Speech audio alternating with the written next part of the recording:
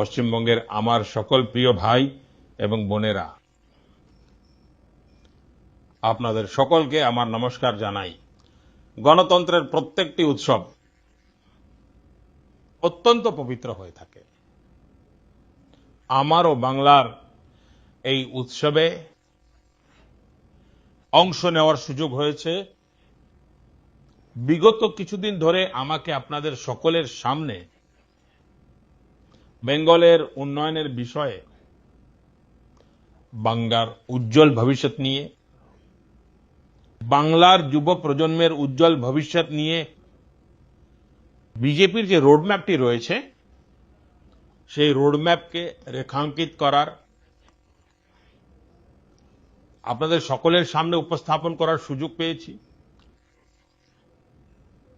আজ সন্ধ্যা 5টার সময় নির্বাচনী প্রচার শেষ হতে চলেছে। এই নির্বাচনের আমার শেষ র্যালিটিও এইমাত্র শেষ হয়ে গেছে।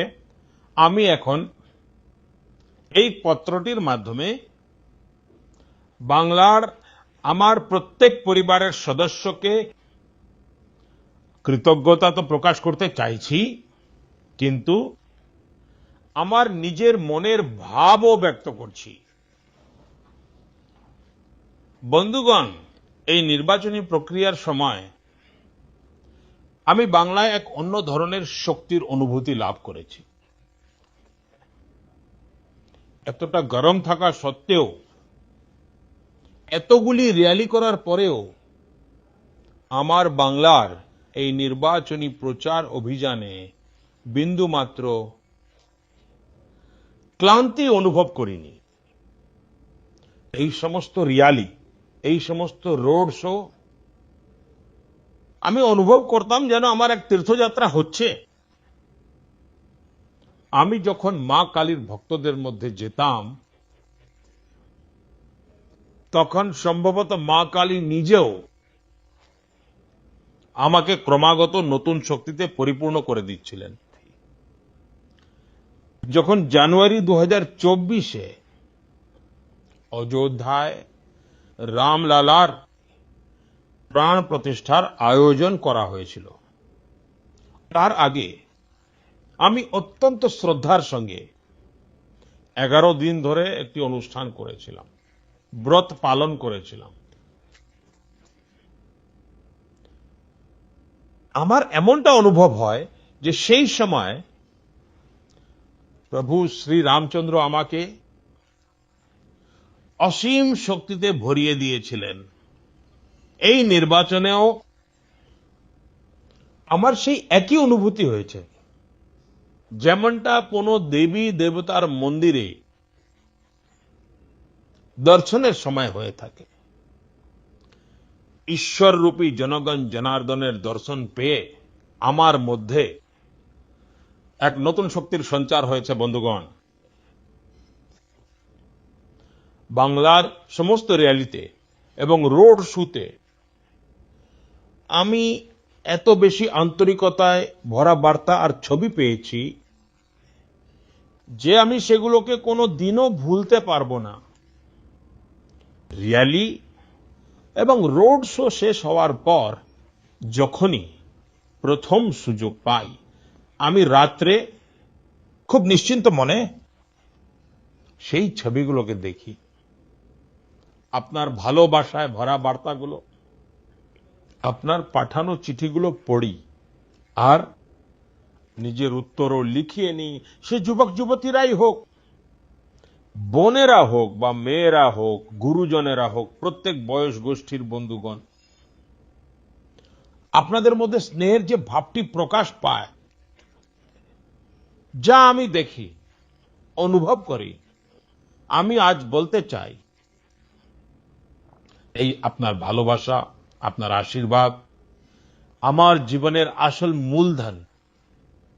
বন্ধুগণ, এই নির্বাচনের সময় আমি এটাও দেখেছি যে বাংলার যুব সমাজই হোক বা মহিলারা হোক, কৃষক হোক বা শ্রমিক হোক, প্রত্যেকেই বাংলার উজ্জ্বল ভবিষ্যতের জন্য, এক উন্নত বা বিকশিত বাংলার জন্য কতটা অধীর, কতটা আতুর। বাংলার যুব সমাজ এখন ভবিষ্যতের দিকে এগিয়ে যাওয়ার জন্য একটি উন্মুক্ত প্রাঙ্গণ চায়। আমাদের বেঙ্গলের কন্যারা তারা মুক্ত আকাশ চায় এবং তারা সুরক্ষা চায়। বাংলার প্রত্যেকটি নাগরিক, প্রত্যেকটি পরিবার একটি মাত্র সংকল্পের সাথে এগিয়ে চলেছে। আর সেই সংকল্পটি হলো এখন পরিবর্তন করেই ছাড়তে হবে। এই পরিবর্তন এখন বাংলার জনসাধারণের সংকল্প হয়ে উঠেছে। সাধারণ মানুষ এটাই বলছে। অনেক ভয় দেখিয়েছেন, অনেক হয়েছে। এখন আর ভয় নয়, এখন ভরসা চাই। এখন ভারতীয় জনতা পার্টিকে চাই বন্ধুগণ। বেঙ্গলের সেবা করা, বাংলাকে সুরক্ষিত রাখা, এটা আমার পরম দায়িত্ব। বাংলার সামনে উপস্থিত হওয়া প্রত্যেকটি কঠিন পরিস্থিতিকে সুযোগে পরিণত করা, এটা আমার ভাগ্যের মধ্যেও আছে এবং এটা আমার দায়িত্বও বটে। আমি আমার এই গুরু দায়িত্ব থেকে কখনোই পিছু হটব না। আমি আপনাদের ভরসা দিচ্ছি যে এই বাংলায় বিজেপির মুখ্যমন্ত্রীর শপথ গ্রহণ করার যে উৎসব, তা আমরা সবাই মিলে পালন করব। এটা আমার ব্যক্তিগত বিশ্বাস নয়, আমি আপনাদের সকলের ভেতরে এই বিশ্বাসকে অনুভব করেছি। আমার প্রিয় ভাই ও বোনেরা, প্রথম দফার যে ভোটদান হয়েছে তা ইতিহাস রচনা করেছে। এখন আপনাদের দায়িত্ব হলো যে আগামী 29শে এপ্রিল আপনারা বেশি থেকে বেশি সংখ্যায় ভোটদান করুন। গণতন্ত্রের এই পবিত্র মন্দিরে বিজয়ের পতাকা ওড়ানোর আপনাদের কাছে এক অসাধারণ সুযোগ এসে উপস্থিত হয়েছে। আমরা সকলে মিলে বাংলাকে উন্নত করে গড়ে তুলব।